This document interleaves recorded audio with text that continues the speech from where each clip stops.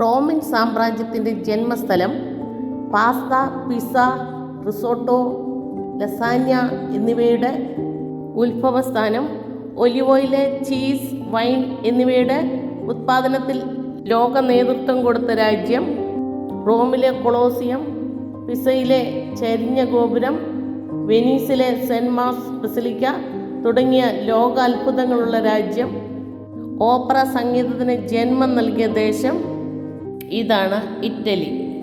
Hi friends, ലാൽസീസ് വേൾഡിലേക്ക് എല്ലാവർക്കും സ്വാഗതം. ഈ പാലം ബ്രിഡ്ജ് ഓഫ് ലിബർട്ടി എന്നറിയപ്പെടും. വെനീസിലേക്ക് പോകുന്ന ഒരു പാലമാണ്. ഇവിടെ റോഡും പാളവും ഒന്നിച്ച് പോകുന്നത് നമുക്ക് കാണാം. നാഷണൽ ഹൈവേ കൂടെ വണ്ടികളും അതുപോലെ തന്നെ ട്രാം മറ്റ് ട്രാക്കിൽ കൂടെയും പോകുന്നത് കാണാം. പിയാസലെ റോം എന്ന് പറഞ്ഞ ഈ സ്ഥലം വരെ ബസ് വരികയുള്ളൂ. ഈ പാലം കോൺസ്റ്റിറ്റ്യൂഷൻ ബ്രിഡ്ജ് എന്നറിയപ്പെടുന്നു. വെനീസ് നഗരത്തിലെ വാഹനങ്ങൾ എത്തുന്ന സ്ഥലം മുതൽ സാന്താ ലൂസിയ റെയിൽവേ സ്റ്റേഷൻ വരെയുള്ള സ്ഥലങ്ങൾ തമ്മിൽ ബന്ധിപ്പിക്കുന്നു. ഗ്ലാസ്, സ്റ്റീല്, കല്ല് എന്നിവ ചേർത്താണ് ഇത് സൃഷ്ടിച്ചിരിക്കുന്നത്. അങ്ങനെ ഞങ്ങൾ വാട്ടർ ബസ്സുകളുടെ സ്റ്റേഷൻ വരെ എത്തി. ഈ ബസ്സുകളെ വാപ്പറേറ്റോ എന്നാണ് സാധാരണ വിളിക്കുന്നത്. ജനങ്ങൾക്കും വിനോദസഞ്ചാരികൾക്കും ഉപയോഗിക്കാനുള്ള പ്ലാസ്റ്റിക് ട്രാൻസ്പോർട്ട് ബോട്ടാണ്. ബസ്സുകൾ പോലെ നിശ്ചിത സ്റ്റോപ്പുകളുണ്ട്. ടിക്കറ്റുകൾ വാങ്ങി നമുക്ക് കയറാവുന്നതാണ്. ഗതാഗതത്തിനൊപ്പം വിനോദവും അനുഭവിക്കാൻ സൗകര്യമുള്ള ഒരു മാർഗമാണിത്. ഈ ബോട്ടുകളുടെയൊക്കെ റിഫ്ലക്ഷൻ വെള്ളത്തിൽ കാണാവുന്നതാണ്. മനോഹരമായ ഒരു അനുഭവമാണ്. അവിടെ നിന്ന് ഗൈഡ് ഞങ്ങൾക്ക് വേണ്ട നിർദ്ദേശങ്ങളൊക്കെ തന്നു. ഞങ്ങളെ ഒരു വെള്ളത്തിലോട്ട് ഇറങ്ങിയിരിക്കുന്ന ഒരു പാലത്തിൽ കൂടെ ഞങ്ങൾ ബോട്ടേ കയറി. തുറസായ ഡെക്ക് മേളിലുള്ള ബോട്ടാണ്. ഞങ്ങളെല്ലാം മുകളിലേക്ക് കയറി. നല്ല ഭംഗിയാണ് കാണാൻ. നമ്മൾ ലോകത്തിലെ ഏറ്റവും മനോഹരമായ നഗരങ്ങളിലൊന്നായ വെനീസിലേക്ക് പ്രസിദ്ധമായ ഗ്രാൻഡ് കനാലിലൂടെയുള്ള ഈ യാത്ര തുടങ്ങുകയാണ്. ഇതാ ഈ നീളൻ ജലപാതയാണ് ഗ്രാൻഡ് കനാൽ. ഇതാണ് വെനീസിൻ്റെ പ്രധാന റോഡ്. പക്ഷേ ഇവിടെയൊക്കെ കാറുകളല്ല, ബോട്ടുകളും ഗോണ്ടോളകളുമാണ് സഞ്ചാരത്തിന് ഉപയോഗിക്കുന്നത്. വില്യം ഷേക്സ്പിയറിൻ്റെ ദ മർച്ചൻ്റ് ഓഫ് വെനീസ് അല്ലെങ്കിൽ വെനീസിലെ വ്യാപാരി വായിച്ച കാലം മുതൽ ഇതൊക്കെ ഒന്ന് വന്ന് കാണണം എന്ന് ആത്മാർത്ഥമായിട്ട് ആഗ്രഹിച്ചിരുന്നു. വെനീസിലെ സാധനങ്ങൾ കൊണ്ടിറക്കുന്ന വെയർഹൗസുകൾ നമുക്കിവിടെ കാണാം. ചുറ്റുപാടും പല പലാസോ കാണാം. പലാസോ എന്ന ഇറ്റാലിയൻ വാക്കാണ്. അർത്ഥം അരമന എന്നാണ്. വെനീസിലെ ഓരോ വലിയ വീടിനും പലാസോ എന്ന് വിളിക്കും. ഇവിടുത്തെ തിരകൾ ഓരോന്നും ഓരോ കഥകൾ പറയുന്നുണ്ട്. പഴമയുടെ ആഠ്യത്വവും പുതുമയുടെ ഭംഗിയും എല്ലാം ചേർന്നതാണ് ചുറ്റുമുള്ള കെട്ടിടങ്ങൾ. പണികൾ നടന്നുകൊണ്ടുമിരിക്കുന്നു. ഒരു വലിയ ബോട്ട് ഞങ്ങളെ കടന്നു പോകുന്നു. അടിച്ചു കയറുന്ന തണുത്ത കാറ്റ് ശരീരത്തിനും മനസ്സിനും നല്ല കുളിർമ നൽകുന്നു. ഒരു ചെറിയ പെൺകുട്ടി ഗൈഡാണെന്നും പറഞ്ഞ് വന്നിട്ടുണ്ട്. എന്തൊക്കെയോ എഞ്ചിൻ റൂമിൽ കയറിയിരുന്ന് പറയുന്നുണ്ട്. ക്ലിയർ ആവുന്നില്ല. ചുറ്റുമുള്ള കെട്ടിടങ്ങളെക്കുറിച്ച് വിവരിക്കുകയാണ്.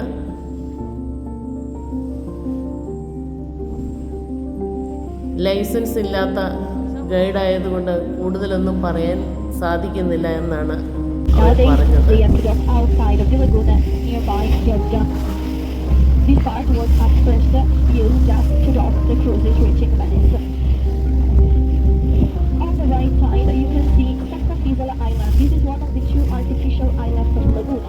രാജകീയ പ്രൗഢിയോടെ നിൽക്കുന്ന ഓരോ കെട്ടിടങ്ങൾക്കും ഒത്തിരി കഥകൾ പറയാൻ കാണും. ആർട്ടിഫിഷ്യൽ ഐലൻഡിനെ കുറിച്ചൊക്കെ സംസാരിക്കുന്നുണ്ട്. അത് എവിടെയാണെന്ന് ശരിക്ക് പറഞ്ഞു തരുന്നുമില്ല. ഒരു ഗൈഡ് എങ്ങനെയാകരുത് എന്നുള്ളത് നമുക്ക് ഇതുവഴി മനസ്സിലാക്കാം. ഒഴുകി നീങ്ങുന്ന ചെറു ബോട്ടുകൾക്കിടയിലൂടെ കാണാത്ത തീരങ്ങൾ തേടി ഞങ്ങൾ യാത്രയാവുകയാണ്. ദൈവം എന്ത് മനോഹരമായിട്ടാണ് ഭൂമിയെ സൃഷ്ടിച്ചിരിക്കുന്നത്. ഇതൊക്കെ പണിയാനുള്ള കഴിവും മനുഷ്യർക്ക് കൊടുത്തിരിക്കുന്നത്. ഈ സ്ഥലങ്ങളൊക്കെ കാണാനും ഇതൊക്കെ ആസ്വദിക്കാനും സാധിച്ചത് ഒരു ഭാഗ്യമായി തന്നെ ഞാൻ കരുതുന്നു. അതിന് ദൈവത്തിന് നന്ദി പറയുന്നു.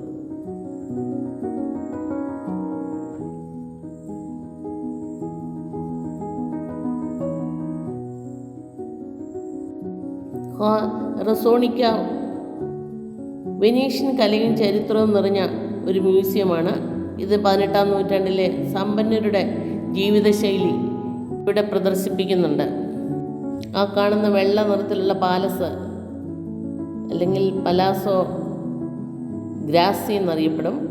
ഇതിന് ആധുനിക കലാപ്രദർശന കേന്ദ്രമായി ഇന്നും പ്രവർത്തിക്കുന്നതാണ്. ലോക പ്രശസ്ത ആർട്ടിസ്റ്റുകളുടെ കൃതികൾ ഇവിടെ കാണാവുന്നതാണ്. ഇവിടെ ഒരു കാടി ഓറോ എന്നൊരു കെട്ടിടമുണ്ട്. അതായത് സ്വർണ്ണ ഭവനം എന്നാണ് അറിയപ്പെടുന്നത്. ഒരു കാലത്ത് പുറത്ത് മുഴുവൻ സ്വർണം പൂശിയതിനാലാണ് ഈ പേര് കെട്ടിടത്തിന് വീണ്. വെനീഷ്യൻ ഗോത്തിക് ശൈലിയിലുള്ള ഒരു അത്ഭുത ഉദാഹരണമാണ് ഈ കെട്ടിടം.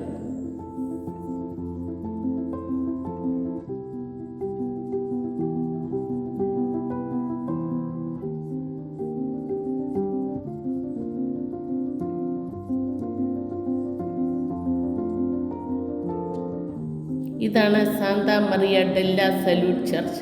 17-ാം നൂറ്റാണ്ടിൽ നിർമ്മിച്ച മനോഹരമായ പള്ളിയാണ്. പ്ലേഗ് മഹാമാരിയിൽ നിന്ന് രക്ഷപ്പെട്ടതിൻ്റെ നന്ദി സൂചകമായിട്ട് പണിത ഒരു പള്ളിയാണിത്. ഗ്രാൻഡ് കനാലിന് 3.8 കിലോമീറ്റർ നീളമുള്ളതും 30 തൊട്ട് 90 മീറ്റർ വരെ വീതിയുള്ളതുമാണ്.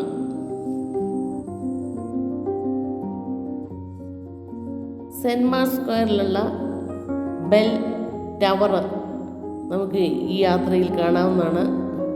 ഇത് വെനീസിൻ്റെ മുഖമുദ്രയാണ്. ഈ കാണുന്ന വെനീസിലെ പഴയ രാജാധിപതികളുടെ ഭവനമായ പലാസോ ഡ്യൂക്കലി ആണ്. ഇത് നിലകളായിട്ട് നമുക്കിവിടെ കാണാവുന്നതാണ്. ദൂരക്കാഴ്ചയ്ക്ക് അതിമനോഹരമാണ്.